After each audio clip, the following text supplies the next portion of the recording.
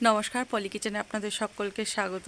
বন্ধুরা, এখন কিন্তু শীতকাল, আর এই শীতেই হচ্ছে বর্ষা। তাই আজ আমি বাড়ির সকলের আবদারে তৈরি করব পিঠে। আমি তাই আজ তৈরি করছি সব্বার পছন্দের চুষি পিঠে। চুষি পিঠেটা কিন্তু আমি একদম ক্ষীরের মতোই তৈরি করছি। রেসিপিটা সম্পূর্ণ দেখবেন। রেসিপিটা যদি দেখে ভালো লাগে অবশ্যই লাইক, কমেন্ট, শেয়ার করতে ভুলবেন না। আর যারা আমার চ্যানেলে নতুন এসেছেন, এখনও আমার চ্যানেলটাকে সাবস্ক্রাইব করেননি, অবশ্যই আমার চ্যানেলটাকে সাবস্ক্রাইব করে পাশে থাকা বেল আইকনটি প্রেস করে অল নোটিফিকেশান অন করে দেবেন। যখনই আমি নিত্য নতুন কোনো রেসিপি আপলোড করব, সবার প্রথমে আপনাদের কাছে নোটিফিকেশান পৌঁছে যাবে। তাহলে চলুন দেখাই আমি কিভাবে চুষি পিঠেটা তৈরি করছি, আর আপনাদের বৃষ্টির এক ঝলক আপনাদেরকে দেখিয়ে দিই। দেখুন, এধারে কিন্তু টিপ টিপ করে বৃষ্টি পড়তেই আছে। আর চারিদিকের ওয়েদারটা দেখুন, একদম কিন্তু কুয়াশায় এঁটে গেছে।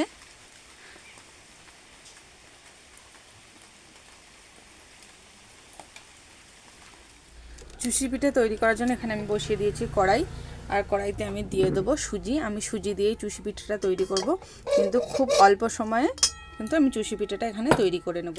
তার এখানে 200 গ্রাম মতো সুজি আছে। এই 200 গ্রাম সুজি দিয়েই আমি বাড়ির সকলের জন্য তৈরি করব চুষি পিঠে। তার জন্য আমি এখানে সুজিটা হালকা ভেজে নেব। আর সুজিটা ভাজার সময় আমি সুজিতে দিয়ে দেব সামান্য ঘি।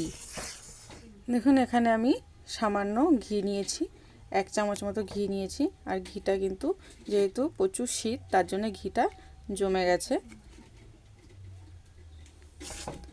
ঘিটা দিয়ে ভালোভাবে এটা আমি ভেজে নেব। আর যখন এটা ভাজবো একদম কিন্তু গ্যাসের ফ্লেম একদম কমে রাখতে হবে, একদম সিম করে রাখতে হবে, যাতে এতে কোনো কালার না আসে। আর ভেজে এতে দিয়ে দেবো জল। আপনারা চাইলে জলের পরিবর্তে দুধও ব্যবহার করতে পারেন। আমি এখানে হাফ জল আর হাফ দুধ ব্যবহার করব। আর চুষি পিঠাটা কিন্তু আমি একদম ক্ষীরের মতো কিংবা পায়েসের মতোই তৈরি করব। তার জন্য দেখুন, সুজিটা কিন্তু আমার এখানে হালকা ভাজা হয়ে গেছে। এবারে সুজিতে দিয়ে দেবো জল আর দুধ।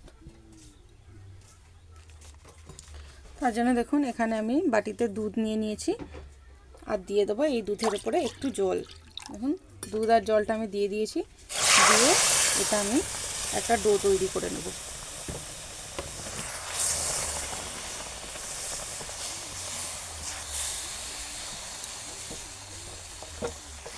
এইভাবে নেড়ে নেড়ে সুন্দর একটা নরম তুলতুলে ডো তৈরি করে নেব। দেখুন, সুজি কিন্তু আমি নামিয়ে নিয়ে চলে এসেছি। এবার এটা একটা পাত্রে নিয়ে এটাকে ভালোভাবে আটার মতো একটু ঠেসে নিতে হবে।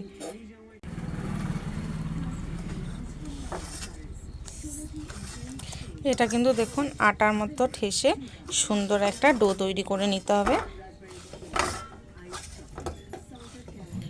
বেশ, দেখুন আমি একটা সুন্দর ডো তৈরি করে নিয়েছি। এবার এর থেকে আমি চুষি পিঠেগুলোকে বার করে নেব। তার জন্যে এখান থেকে আমি এরকম ছোট ছোট দানা বার করে নেব, ছোট ছোট লেচি কেটে নেব। একদম কিন্তু ছোট ছোট লেচি কেটে নেব। আপনারা চাইলে এটা কাঁচি দিয়েও মানে লম্বা করে কেটে লম্বা করে রেখে তারপরে কাঁচি দিয়ে কিন্তু কেটে নিতে হবে। এইভাবে কাঁচি দিয়ে কেটে নিতে হবে। আমি দুটো ডো তৈরি করে নিয়েছি। আমি প্রথমে এই ডোটা থেকে চুষি পিঠেগুলো তৈরি করব, আর এটা কিন্তু আমি ঢেকে রেখে দেব। দেখুন, এখানে ডোটা নিয়েছি, আর ডোটা থেকে এরকম ছোট ছোট আমি বল করে নেব।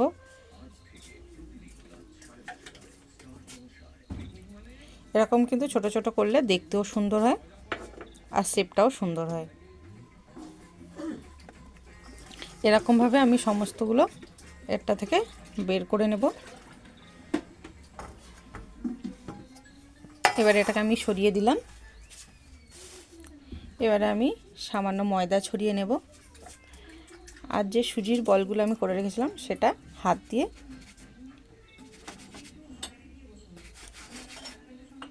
দেখুন এরকম ছোট বড় করে বানিয়ে নেব। দেখুন, হাত দিয়ে এরকম ছোট ছোট বানিয়ে নেব। ব্যাস এইভাবে আমি সমস্ত চুষি পিঠেগুলোকে বানিয়ে নেব। আপনারা চাইলে ছোট বড় এর থেকে আরও ছোটও করতে পারেন। দেখুন আমি এখানে একটা ছোট তৈরি করে দেখাচ্ছি। দেখুন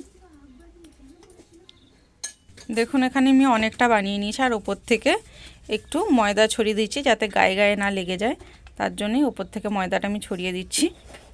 দিয়ে একটু এইভাবে নাড়িয়ে নেব। দেখুন এগুলো কিন্তু কেউ আর গায়ে গায়ে লেগে নেই। দেখুন এবারে আমি এগুলো দুধে দিয়ে দেবো। এবারে আমি এতে দিয়ে দেবো 7 থেকে 8টা কাজু। আমি দেখুন এখানে গ্রেট করে নিয়েছি। 7 থেকে 8টা মতো কাজু দেখুন গ্রেট করে নিয়েছি। এবার এটা আমি এর উপরে দিয়ে দেবো। কাজুটা দিলে কিন্তু এর টেস্ট আরও সুন্দর হবে।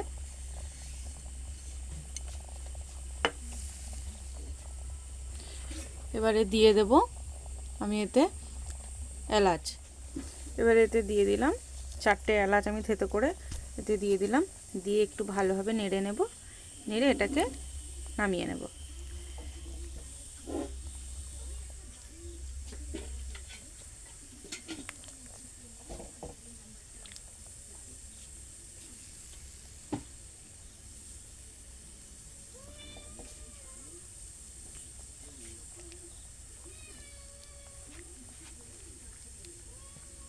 দেখুন কত সুন্দর হয়েছে।